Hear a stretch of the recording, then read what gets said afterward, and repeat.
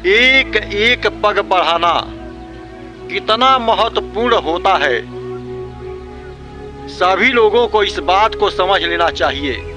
क्योंकि सभी लोग अपनी जिंदगी में लाइफ संवारने के लिए या पढ़ाई करने के लिए या किसानी करने के लिए सभी लोग बड़े ही परिश्रम से अपना एक एक पग को आगे बढ़ाते हैं। जब एक एक अपना पग बढ़ाते जाते हैं तो प्लस होता जाता है और मंजिल नजदीक होती जाती है। जब हम अपना पग आगे नहीं बढ़ाएंगे तो ना हम स्कूल जा पाएंगे, ना हम किसानी के लिए खेत में जा पाएंगे और ना ही अपनी मंजिल के रास्ते को भी तय कर पाएंगे। इसलिए मेरे दोस्तों, सभी लोगों का एक एक पग बहुत ही महत्वपूर्ण होता है। आइए सुनते हैं एक छोटी सी कहानी जिसमें बताया गया है कि एक पग एक यज्ञ के बराबर किस स्थिति में होता है।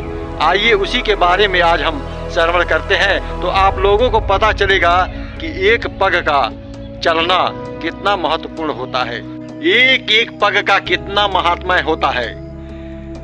एक छोटी सी कहानी।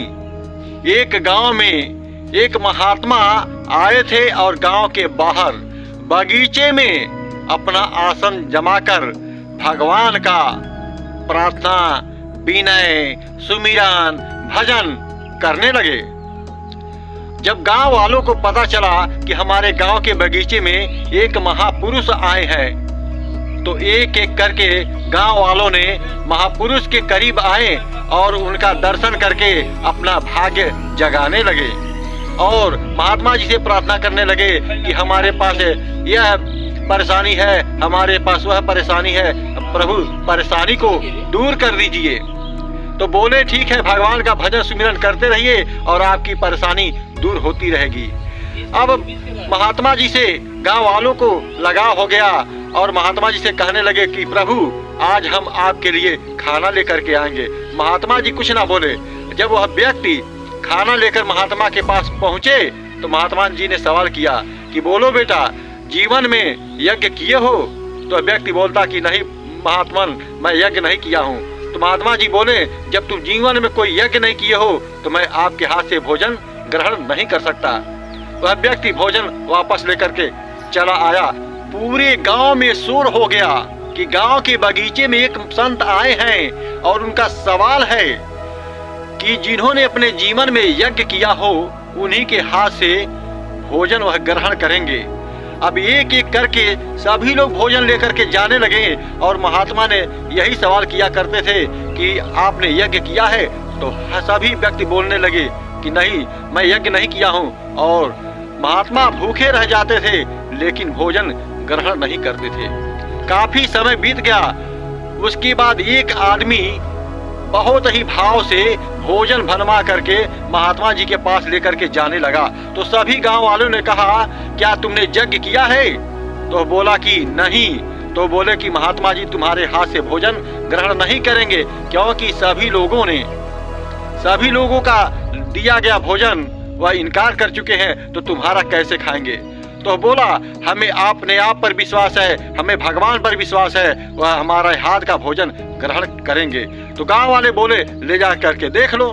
वह व्यक्ति उस महात्मा के पास गया, बोला प्रभु मेरे भगवान आपके लिए भोजन बड़े प्यार से बनाया है, आप उसको ग्रहण कीजिए। कितने दिन से भूखे हैं, हमको देखा नहीं गया है, प्लीज विनती करता हूँ कि आप मेरे हाथ का भोजन ग्रहण करें। तो महात्मा जी ने क्या सवाल किया? महात्मा जी ने उस आदमी से सवाल किया कि बोलो बेटा, तुम अपने जीवन में यज्ञ किए हो? अगर यज्ञ किए हो तभी मैं तुम्हारे हाथ का भोजन ग्रहण करूंगा। वह व्यक्ति बोला कि संतवर, मैं आज तक यज्ञ नहीं किया हूँ लेकिन आते समय मैं बहुत सारा यज्ञ किया हूँ। महात्मा ने पूछा वह कैसे? तो उसने बताने लगा कि शास्त्र में लिखा गया है कि कोई धर्म काज में अपना एक एक पग बढ़ाता है तो एक एक पग एक एक यज्ञ के बराबर होता है। और मैंने आप जैसे धर्मात्मा के लिए भोजन बना करके और ग्रहण कराने के लिए आपके पास एक एक पग बढ़ा करके आया हूँ, तो हमारा एक एक पग एक एक यज्ञ के बराबर हो गया। तो महात्मा जी बड़े खुश हुए कि यह लड़का तो बहुत चालाक है, बहुत अच्छा है, यह धर्म के मर्म को समझ गया। और उस महात्मा ने उसी इंसान के हाथ से लाया गया भोजन ग्रहण किया।